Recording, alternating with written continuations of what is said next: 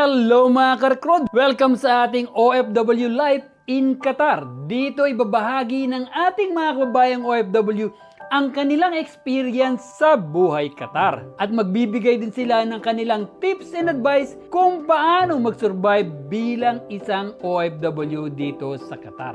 Ngayon ay kasama natin ang isa nating kababayan. Hello mga ka-recruit! Nga po pala si Baby. Tawagin ako is Bunso. 8 years na ako dito sa Doha, Qatar. Bali, nagtatrabaho ako isang gym instructor, gym supervisor na rin sa isang company. Ang may share ko bilang OFW, mahirap kasi malayo sa pamilya, mahirap minsan sa trabaho, pakatatag lang, at saka sanayin lang yung sarili sa trabaho. Bilang isang OFW, nagpunta kayo dito para magtrabaho, para sa pamilya, di ba? Mag-ipon lang kayo, huwag kayong bili ng luho ninyo. Always remember lang, nandito kayo sa ibang bansa, sa Qatar, bilang OFW para sa pamilya ninyo. Shoutout nga pala unang-una sa nanay ko, sa tatlo kong binata, sa pamilya ko, sa mga kapatid at pinsan ko. Siyempre sa mga kaibigan ko na nagsusumba dyan. To all OFW here in Qatar, ini-invite ko po kayo to join every Friday Filipino Fitness Health in Qatar.